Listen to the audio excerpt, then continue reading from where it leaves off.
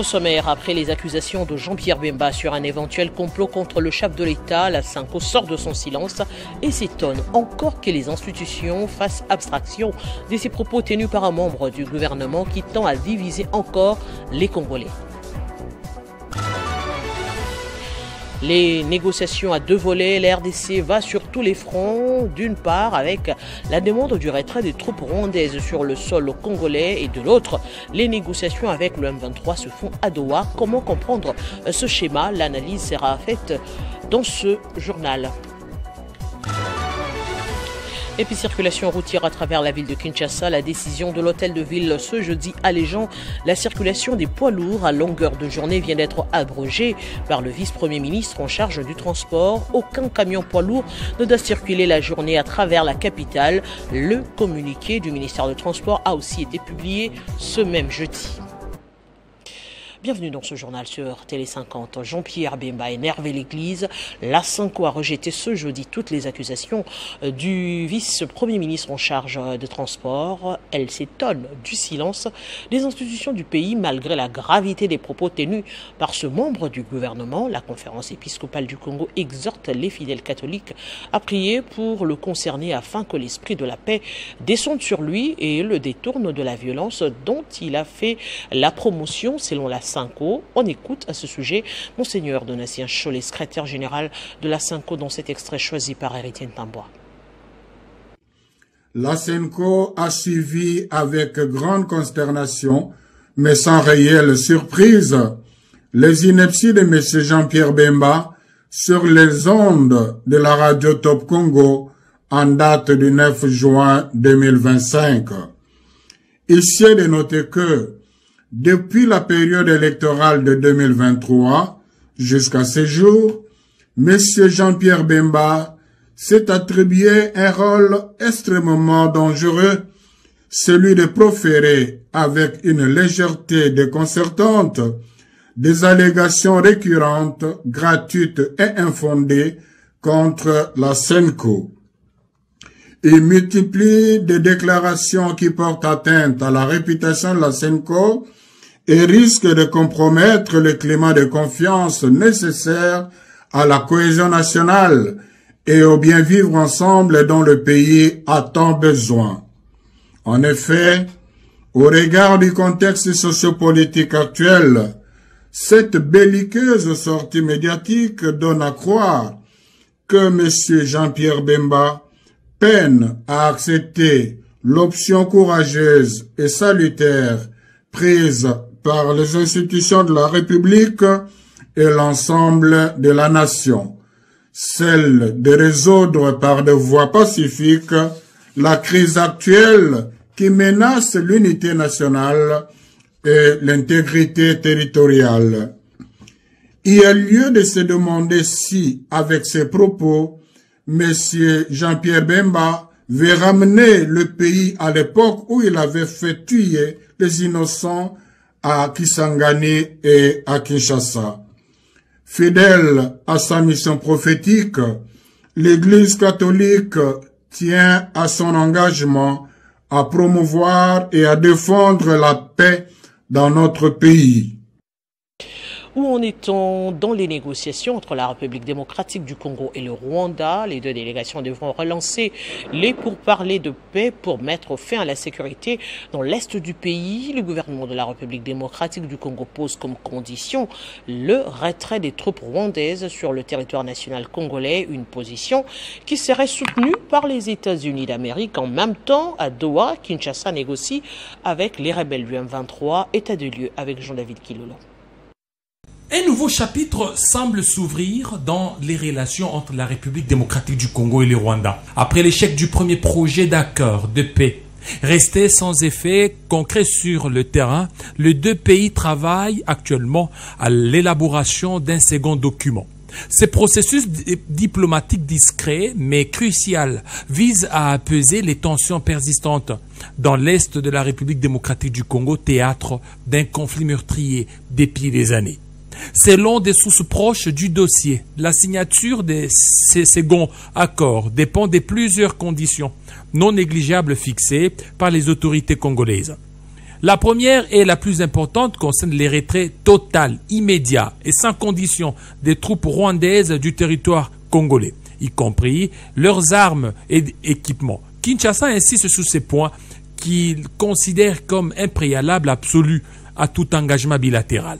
Autre point majeur, c'est la levée de l'état de siège dans la province du Nord Kivu et Ituri, instaurée en mai 2021, pour tenter de freiner l'avancée des groupes armés. Cette mesure d'exception régulièrement prolongée a été critiquée pour son inefficacité limitée et ses effets sur les libertés publiques.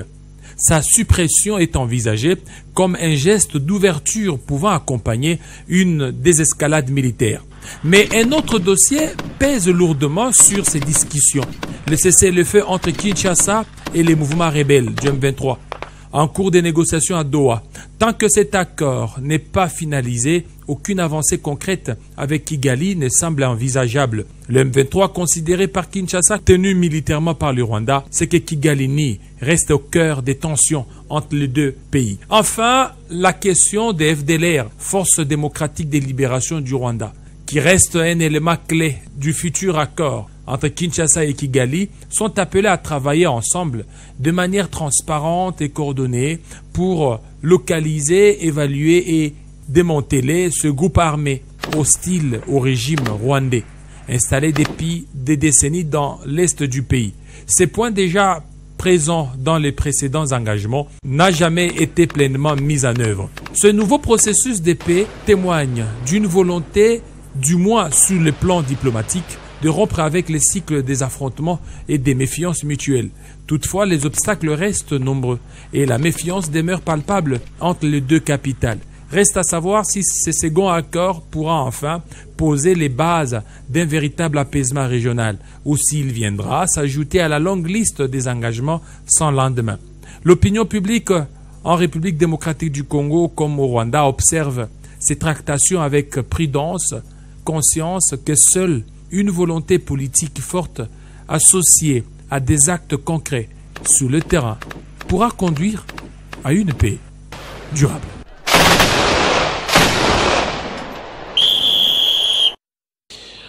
Dans l'actualité également, la responsable de la mission de l'ONU pour le maintien de la paix en République démocratique du Congo, Bintou Keïta, a foulé le sol gomatracien ce jeudi. C'est une visite significative puisqu'elle se produit après que la FCM23 ait pris le contrôle de cette ville fin janvier.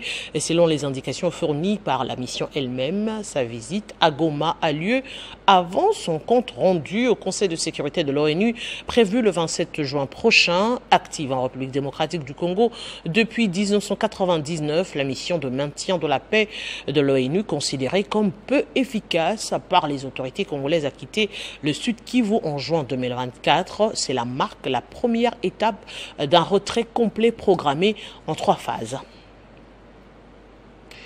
Et malgré le statu quo de part et d'autre dans le conflit dans l'est du pays, les crimes continuent à être perpétrés, surtout dans les zones sous occupation. Le MSF a alerté sur les cas de viol des femmes dans leur maison et même les déplacés de guerre. L'organisation non gouvernementale a appelé à la prise en charge des victimes dans la panoplie de solutions à apporter à la crise pour sauver les vies. Commentaire de Nathan Diamouité. Depuis l'occupation de Goma et Bukavu, 2 principales villes de la partie orientale de la République démocratique du Congo, par les rebelles du M23 FC appuyés par le RDF, la situation des violences sexuelles est devenue très préoccupante et aiguë, selon une alerte de MSF qui appelle à une prise en charge maximale des victimes. Pour cette ONG, les zones sous occupation des rebelles demeurent le foyer des violences sexuelles perpétrées par des hommes en uniforme sous la menace d'armes. Dans son compte rendu, le MSF a raconté comment des femmes ont été prises pour cible par des hommes armés qui pénètrent tard dans les maisons, comme les cas d'une dame nommée Nacha, dont la maison a été visitée par les rebelles. Les femmes déplacées des guerres sont aussi des victimes, privilégiées même, rapporte MSF. Selon un bilan des MSF, au moins 7400 personnes à Goma et 2400 à Bukavu et 700 au territoire des Calais et Ouvira ont été soignés entre janvier et avril 2025. Par ailleurs, ces actes ignobles ne sont pas sans conséquences sociales et psychologiques sur les victimes. Isolement et marginalisation honte et culpabilité, rejet, perte de confiance en soi. Face à cette détérioration de la situation, un appel urgent est lancé, d'une part à maximiser les efforts humanitaires et à replacer la prise en charge des victimes au cœur des priorités, mais aussi aux différents acteurs impliqués dans les conflits à s'impliquer davantage pour une paix rapide et durable. Revenons à Kinshasa, les premières arrestations des bandits à main armée sont effectives et l'opération de traque des criminels est désormais en cours sous la supervision du vice-ministre de la Justice Samuel Mbemba, une lueur d'espoir pour les Kinois déterminés à tourner la page de la violence urbaine. À la suite de la concertation entre les conseils supérieurs de la magistrature et les vice-ministres de la Justice Samuel Mbemba Kabouya, le premier groupe de bandits à main armée arrêté grâce à la vigilance de la population a eu lieu ce mercredi 11 juin 2025. Une joie immense pour la population qui remercie le président de la République qui a tapé le poing sur la table pour en finir avec ces fléaux.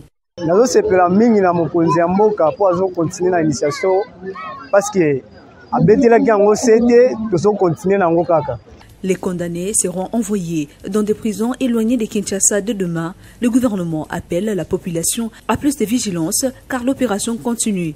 La ville de Kinshasa ne deviendra pas une ville de gang, avait prévenu Samuel Mbemba en demandant à ceux qui s'adonnent à ces actes de grande criminalité d'arrêter immédiatement. Je disais en titre circulation des poids lourds à Kinshasa, le vice-premier ministre des Transports a abrogé la décision de l'hôtel de ville qui limite la circulation de poids lourds. Tous les camions, quelle que soit leur charge ou leur configuration, peuvent désormais circuler sans limite une fois entrés dans la capitale dans le respect du code de la route. Ils peuvent également sortir et livrer librement leurs services sur toute l'étendue de la ville de 22h à 5h du matin. Le ministère l'a fait savoir dans un communiqué rendu public ce jeudi dans l'après-midi. Et après les recommandations de la 11e conférence des gouverneurs qui s'est tenue à Kalemi, l'Institut des sondages, Le Point, a mené une enquête sur la gouvernance des gouverneurs. De cette consultation populaire, il ressort que Jacques Kaboula du Haut-Katanga a été plébiscité champion de la bonne gouvernance, suivi de Fifi Masuka Saini, Grace Bilolo du Congo central, Christian Kitungwa du Tanganyika et puis Daniel Bomba de Kinshasa. Au moment où la 12e conférence des gouverneurs se tient encore à Kolwezi, l'Institut des sondages, Le Point, a mené une enquête sur la problématique de la gestion des gouverneurs. Cette institution des renommées relève que seuls 40% des gouverneurs mènent des actions concrètes pour le bonheur de leurs administrés. Selon cette étude menée avec la plus grande objectivité, Jacques Kaboula Katoué du Haut-Katanga a été plébiscité meilleur gouverneur et donc champion de la bonne gouvernance. Les enquêtés estiment que, sous sa gouvernance, le Haut-Katanga s'est résolument engagé sur la voie du progrès. Grâce à une politique axée sur le développement des infrastructures, la modernisation de l'administration et l'attractivité pour les investisseurs, la province est en passe de devenir un modèle des gouvernances locales en République démocratique du Congo. Sa capacité à conjuguer rigueur administrative, sens du dialogue et proximité avec la population témoigne d'un leadership rare et rassembleur. Il est l'un des rares gouverneurs d'avoir imprimé l'image d'un Haut-Katanga fort, stable et ambitieux qui rayonne au-delà des frontières congolaises. À Lubumbashi, le boulevard Ntsiri au cœur d'intenses travaux pour qu'il redevienne praticable de bout en bout. Ces tronçons de plus de 5 km qui relient les centres des affaires de la ville de Lubumbashi à l'aéroport international de la Luano et la route de Likasi revêt une grande importance économique. C'est la porte de la ville. À Likasi, comme dans plusieurs autres villes, les infrastructures se modernisent à la grande satisfaction de ses administrés. La construction des routes et des ponts s'y poursuivent sans relâche. Le gouverneur Jacques Kaboula Katoué tient aussi au programme de 145 territoires et les comités techniques provinciaux des coordinations et des suivis des activités s'y trouvent déjà à l'œuvre dans le Haut-Katanga. Par ailleurs, le gouverneur vient mettre de l'ordre à l'aéroport international de la Luano. Il a évacué tous les services fictifs à la base des multiples tracasseries et a démantelé le marché ainsi que les restaurants clandestins qui proliféraient aux alentours. Côté salubrité publique, la ville de Lubumbashi a réceptionné les premiers lots des nouveaux équipements pour son assainissement à fond de la ville de Lubumbashi avant de s'étendre sur les autres communes de Lubumbashi puis le reste de la province.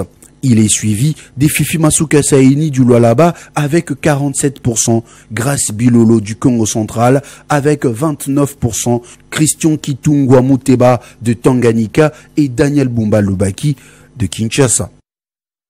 Revenons sur le dossier des 4 lions qui étaient sortis de leur enclos au parc Beijing, non loin de Lubumbashi, affamés et mal nourris. Savez-vous combien coûterait un lion adulte? Environ 100 000 $ américains. Et pour ne pas les perdre, l'ambassadeur Dani Banza Maloba s'est décidé de leur prise en charge alimentaire et sanitaire, car ils font partie du patrimoine de la République démocratique du Congo. Une nouvelle plutôt bien accueillie par les amis du zoo de Lubumbashi, chargés de prendre soin de ces fauves. C'est un ouf de soulagement pour le zoo de Lubumbashi qui a capturé les 4 lions évadés récemment à quelques mètres de la ville qui préfère. Visiblement affamés et mal nourris, ces derniers bénéficieront désormais des soins particuliers. L'ambassadeur Dani Banza, en plus d'avoir aidé à la capture de ces fauves, a octroyé des fonds pour alimenter et soigner ces fauves pendant une année. Comme vous le savez, il y a peu de temps, l'évasion de 4 lions a été constatée dans une ferme environnante de la ville de Lubumbashi.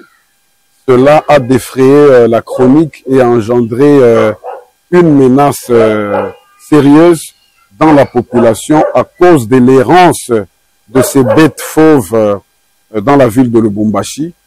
Aujourd'hui, il m'a envoyé venir déposer un chèque. Ce chèque contient un montant considérable afin de pouvoir nourrir et soigner ces fauves pendant une année.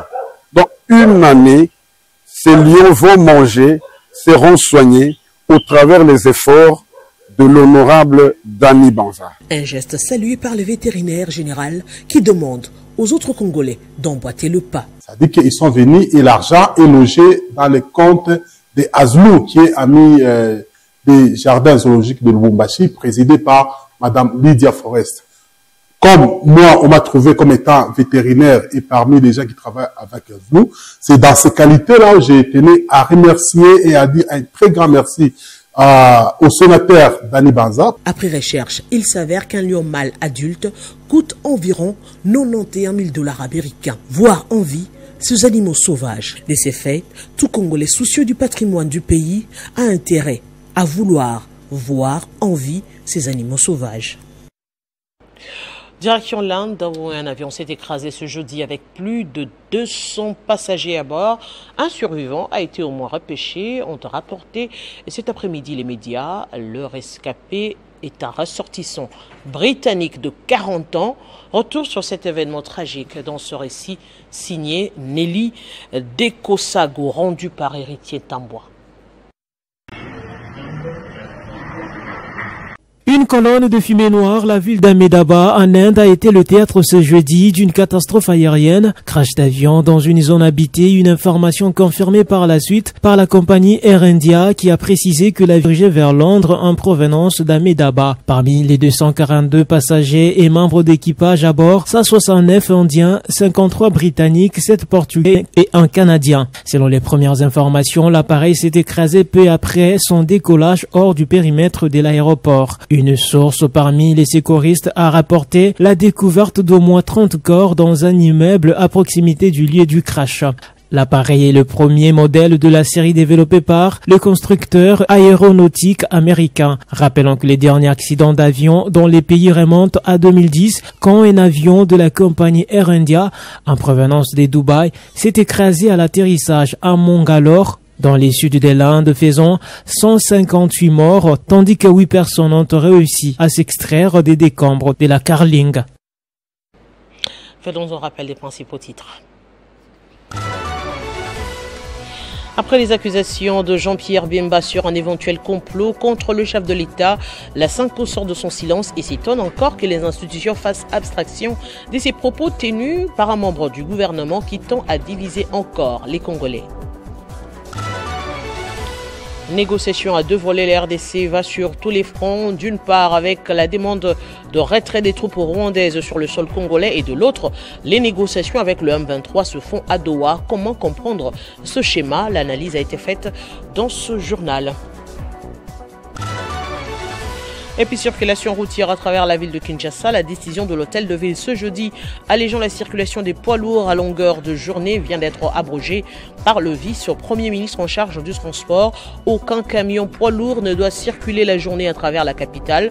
Le communiqué du ministère de Transport a aussi été publié ce jeudi.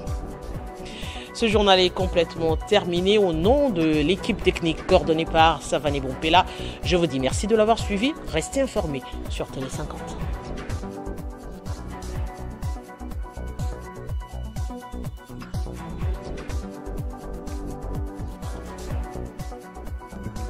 Retrouvez toute l'actualité en continu sur www.tele50.cd.